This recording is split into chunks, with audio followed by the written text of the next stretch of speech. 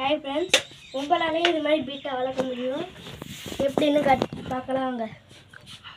First பீட்டாவெலாம் சண்டை போடும், அதை எப்படி ஒன்றா விட்டுறதுன்னு இப்போ பார்க்க போகிறோம். நம்ம ஃபஸ்ட்டு என்ன பண்ணணும்னா, இது மாதிரி ஒரு டேங்க் எடுத்து தண்ணியை ஃபில் பண்ணி இப்படி இந்த டப்பாவில் இப்படி மொண்டு ஒரே அளவு தான் இருக்குது இப்படி வச்சிடலாம்.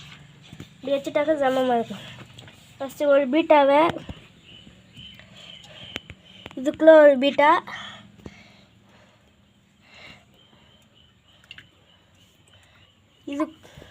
இதுக்குள்ளே ஒரு பீட்டா ஃபஸ்ட்டு விடணும்.